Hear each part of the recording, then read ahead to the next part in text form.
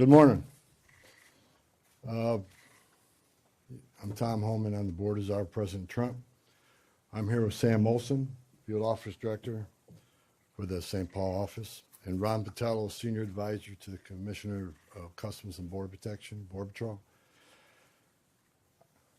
Us three guys got just shy of 100 years in law enforcement, immigration enforcement. I've worked with Ron 30 years ago in Dallas, Texas. He's been with the Border Patrol's entire career. During my press conference last week, I reported I had productive discussions with various state and local officials, including Governor, Attorney General, Mayor Frey, and law enforcement officials about increasing coordination in a lawful way between the county jails and ICE to avoid public safety threats being released back in the community. While we had our differences, one thing was clear: we all committed to public safety for all who live in the Twin Cities. We have made significant progress under the direction of President Trump, working with state and local officials here in Minnesota, and I expect that to increase in the coming weeks. We continue to have discussions. I'll have discussions this afternoon. We currently have an unprecedented number of counties communicating with us now and allowing ICE to take custody of illegal aliens before they hit the streets. Unprecedented cooperation. And I'll say it again. This is efficient, requires only 1 or 2 officers to assume custody of a criminal alien target rather than 8 or 10 officers going into the community and arresting that public safety threat. This frees up more officers to arrest or remove criminal aliens. More officers taking custody of criminal aliens directly from the jails means less officers on the street doing criminal operations. This is smart law enforcement, not less law enforcement. It's safer for the community, safer for the officers, and safer for the alien. This coordination also makes it far more safe for the Twin Cities. Arresting a public safety threat in the safety and security of a jail is the safest thing we could do. Further, less public safety risks are being released back into the communities, reduces recidivism, so local law enforcement can direct their limited resources to other public safety matters in their community. This is another priority of President Trump.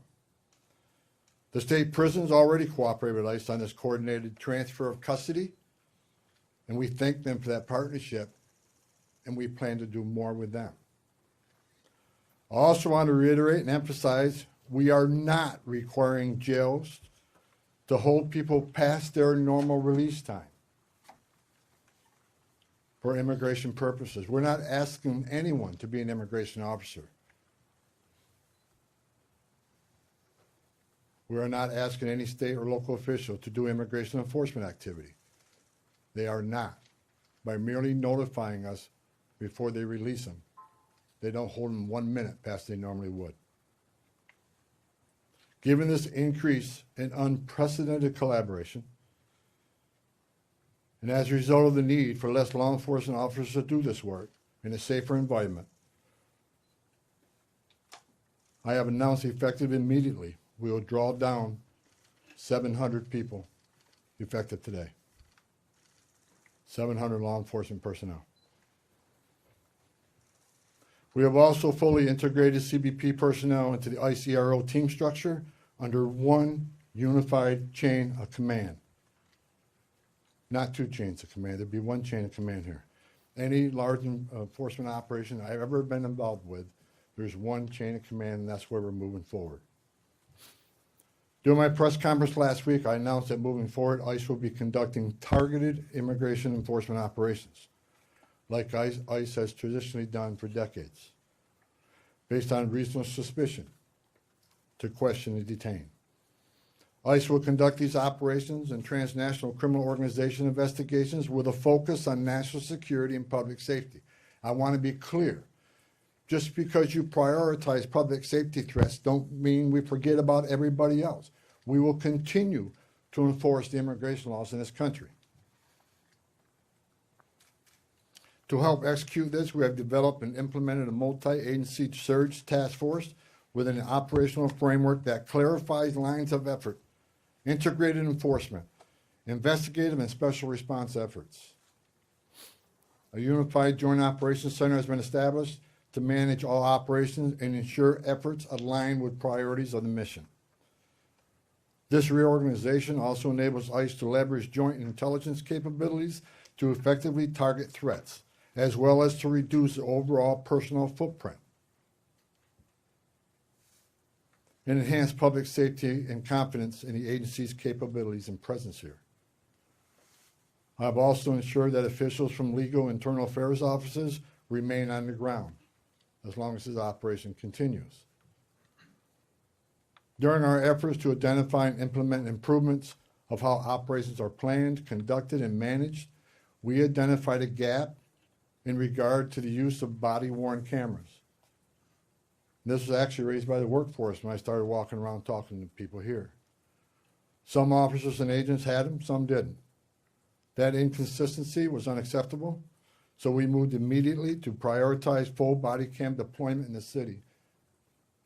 I discussed this with Secretary Noem a couple of days ago, and she made the decision to deploy them. The plan is to deploy them nationwide, but it's a priority for the city right now. There's actually $20 million in the spending bill to further fund the deployment of body cameras. The President's supportive of this decision because we have nothing to hide. We want to be fully transparent in what we do.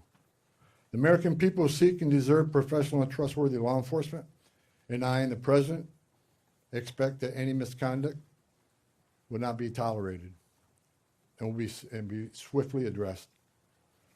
The integration, structuring, and resources we have implemented would help ensure accountability and that targeted enforcement operations have a focus on national security threats and public safety threats, and they are conducted effectively, safely, and appropriately. Again, this is smarter enforcement, not less enforcement. For those who are not a national security threat or public safety risk, you are not exempt from immigration enforcement actions. If you're in the country illegally, you are not off the table.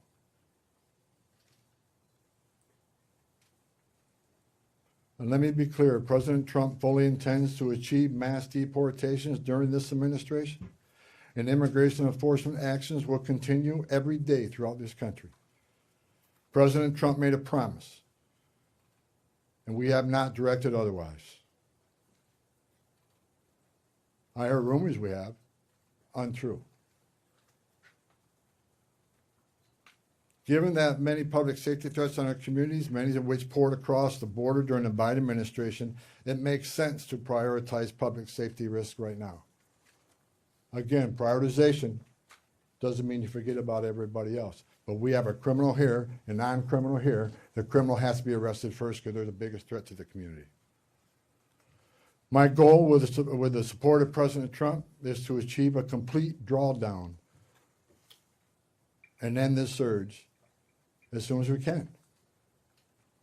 But that is largely contingent upon the end of the illegal and threatening activities against ICE and its federal partners that we're seeing in the community. We will not draw down on personnel providing security for our officers. I will not let our officers be put at risk. So we will not draw down on personnel providing security and responding to hostile incidents until we see a change in what's happening with the lawlessness of the impeding and interfering and assaulting of ICE and Border Patrol officers. It is against the law to forcibly assault, resist, oppose, impede, intimidate, and interfere with federal law enforcement, including ICE officers and Border Patrol agents. Doxing law enforcement to threaten them and their families because they're executing their sworn duties to enforce immigration law that Congress passed is unacceptable. And it's shameful and incomprehensible to me that this unlawful and threatening behavior is being tolerated by anyone. As far as what I saw yesterday, the roadblocks being set up, You're not going to stop ICE. You're not going to stop Border Patrol. The only thing you're doing is irritating your community and want to go get groceries or pick their children up or whatever. I talked to the chief of police, and he committed to taking swift action on those illegal roadblocks. They're illegal. We shouldn't tolerate them. Again, a complete drawdown is going to depend on the cooperation, continued cooperation of local and state law enforcement, and the decrease of the violence, the rhetoric, and the attacks against ICE and Border Patrol. The federal law enforcement personnel, ICE and CBP, and other partner agencies are patriots. And they've carried out their duties patriotically, with integrity, with professionalism, and compassion. I've said this many times, these men and women don't hang their heart on the hook when they come to work. President Trump and I strongly stand with them in the critical work they do to prevent harmful or otherwise dangerous people from entering or remaining in this country. As part of the surge operation here, numerous criminal aliens have already been arrested. We've arrested 14 people who had homicide convictions, 139 people with sex-related offenses, 28 gang members. Correct me, 139 assault convictions, 87 sex offenses, 28 gang members have been arrested, just to name a few. We're taking a lot of bad people off the street. Everybody should be grateful to that. Who in their right mind would want these dangerous criminals walking around their communities? Everyone has a constitutional right to peacefully protest. President Trump and I, we completely support that. At the same time, professional law enforcement officers should and need to be able to perform their sworn duties without being harassed, impeded, or assaulted. I want anyone to report instances of alleged misconduct or wrongdoing. There's a way to report that. The Trump administration is taking violations of 18 U.S.C. 111, which is assaulting, impeding, interfering. We're taking that seriously. If you violate the law, you will be federally prosecuted. In the past month, 158 people have been arrested for violation of 111. 85 cases have been already accepted for prosecutions. The rest remain pending. We've had 9 indictments of those who raided the church, and additional cases are being worked. Additionally, I've been saying this for almost a year now. Hateful, extreme rhetoric against ICE personnel is completely unacceptable. Please stop. I said back in March of this year, if the hateful rhetoric didn't stop, I was afraid there would be bloodshed. And there has been. President Trump and I, Secretary Noem, none of us want to see any bloodshed. It is no doubt encouraging and inciting certain people to violate the law, wanting to harm, and actually harm law enforcement, their families, is unacceptable. I want to say I appreciate the discussions had with the governor, Mayor Fry, and the Attorney General. We've had frank, honest discussions. We don't agree on everything, but we do agree on the need for public safety. And we do agree that ICE has a role to enforce the immigration laws of this country. I would implore the governor and the AG and the mayor and other political officials to urge in the most strong and urgent way to ask for calm in the community and to end the resistance, the impediment, the interference, again, protest.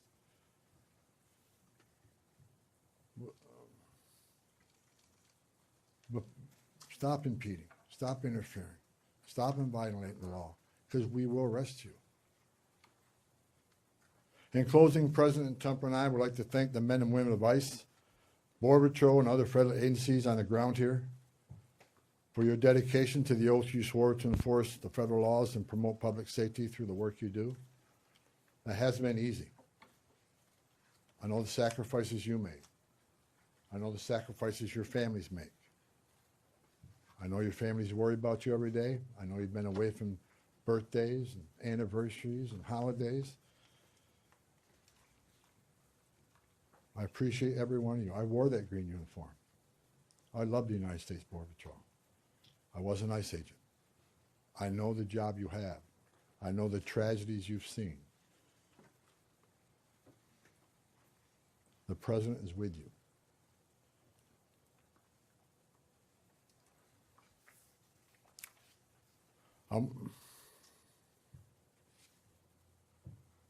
Again, I want to thank Governor Walz, Attorney General, and Mayor for the candid, insightful, productive discussions we had.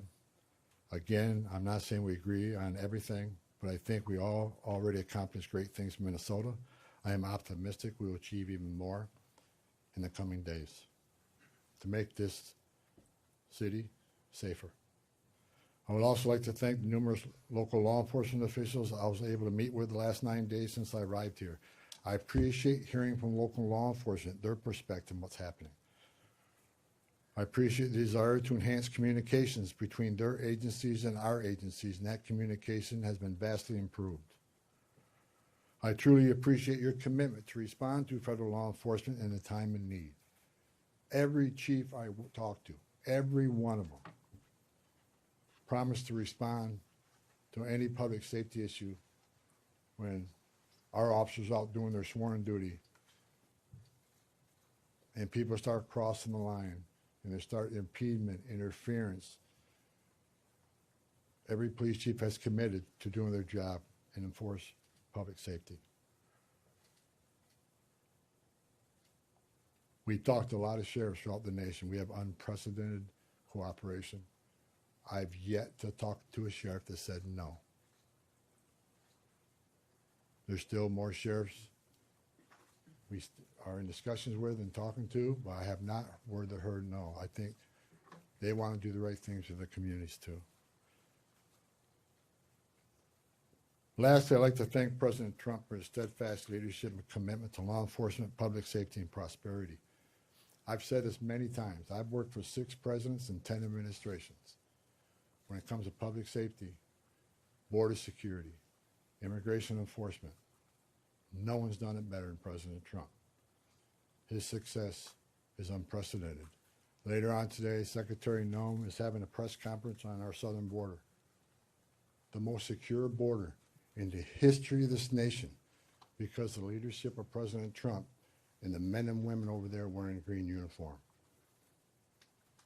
Most secure border in the history of this country, which means less children are dying making that journey, less women and children being sex trafficked, less fentanyl getting this country to kill our young people, less known suspected terrorists being released in this country. The most secure border in a lifetime gives us the strongest national security we've seen. You can't have strong national security without strong border security. I wish I could be at that press conference, but the president has called me here. I just had a small part in it. The reason we had the most secure border is because of President Trump's leadership and the men and women wearing the green uniform, which I once wore. I just reported, I was down there with Commissioner Scott, CBP Commissioner Scott, 2 weeks ago. We went through that border in boat, forward drive, and in the air. We toured the border in California, Texas, and Arizona.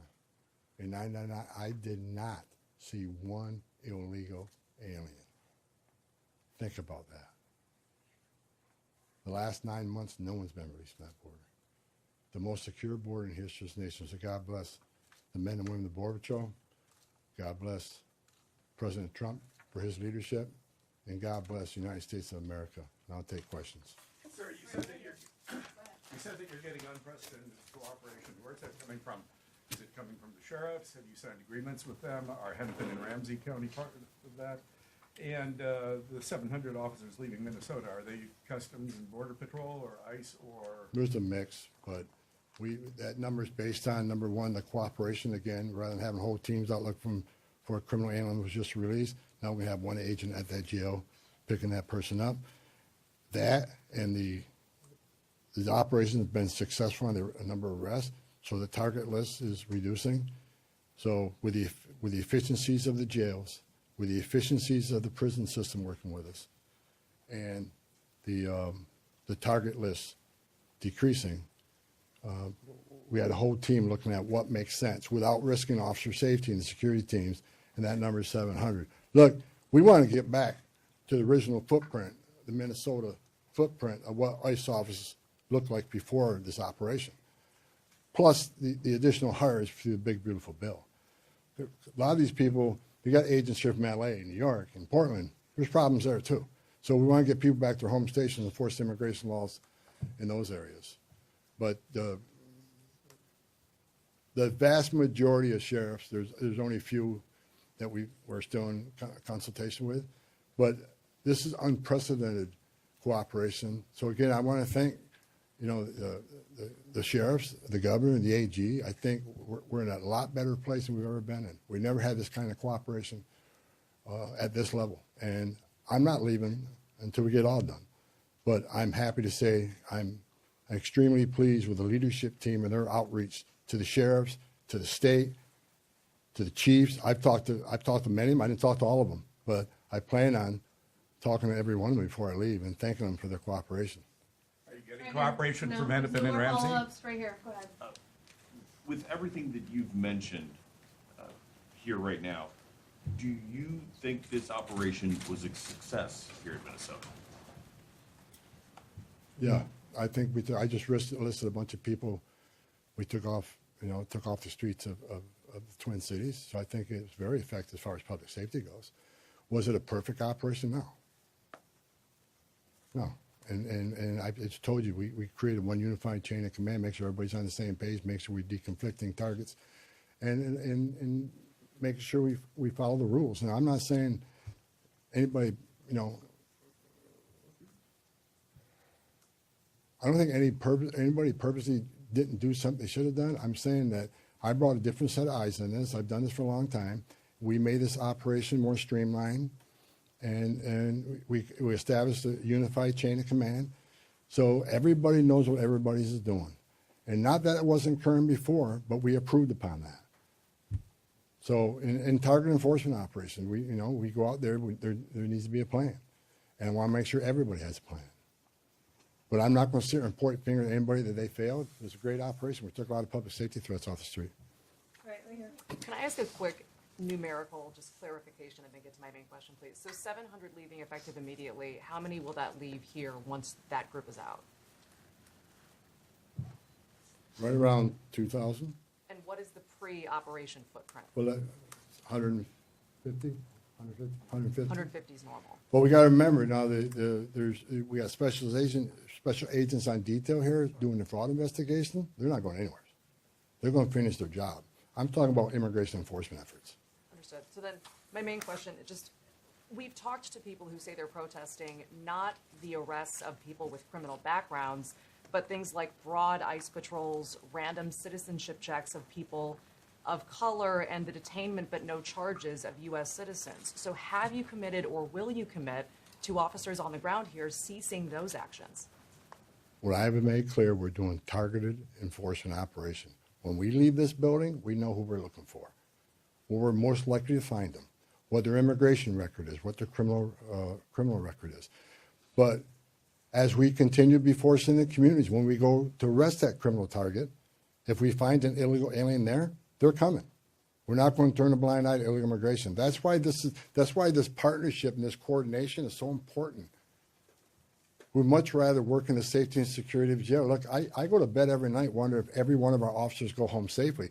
I also am concerned that every person we're looking for is taken into custody safely.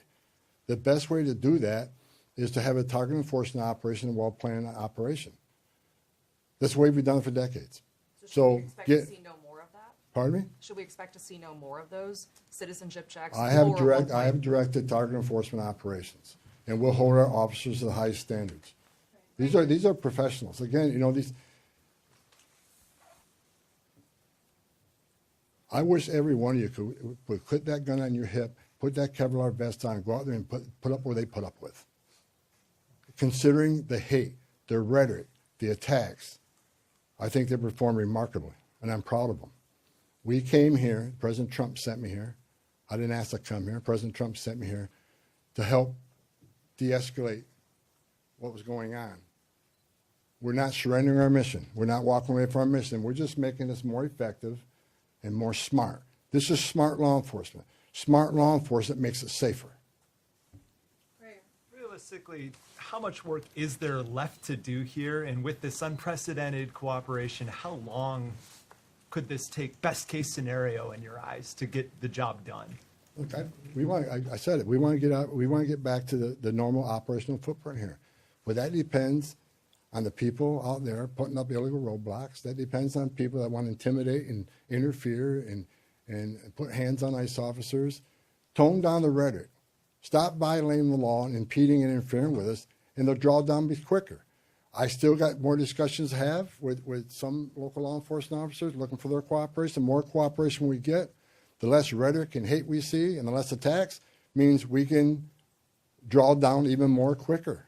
So, you know, a lot of this has to do with assistance from the community. We want to get these men and women home.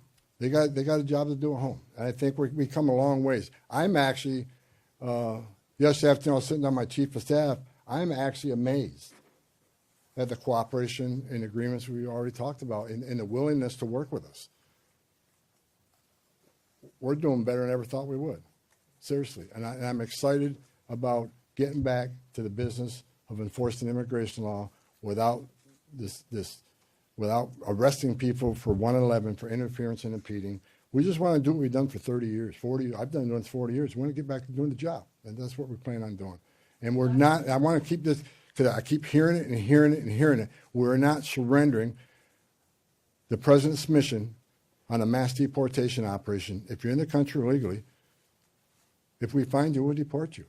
But this is about target enforcement operation, and that's what we're going to be doing. Last question, go ahead. You've been talking about these filter blockades. People, just regular people, protesters are checking IDs, they're running people's plates, and they're not letting people who they think are ICE agents through. But we've seen Minneapolis Police Department roll by and ask these protesters, are they doing okay? And they let these things stay up for extended periods of time. What do you make of NPD's lack of action on this matter? When I was away to wear the roadblocks yesterday, I called the chief of police, and he went and disbanded them after I got off the phone with him. He has promised to take enforcement action. It's illegal. You can't do that. And again, a message to those folks, what are you doing? You really think you're going to stop an ICE and CBP from doing the job? It's a joke. Only people you're hurting is your own community who wants to go and get groceries, pick up the dry cleaning, or go to work, whatever. You're just hindering them. Stop. Just stop. All right, I no more just have a quick questions. Go ahead, sir. clarification on the body No more cameras. questions, guys. Just a Thank you. clarification.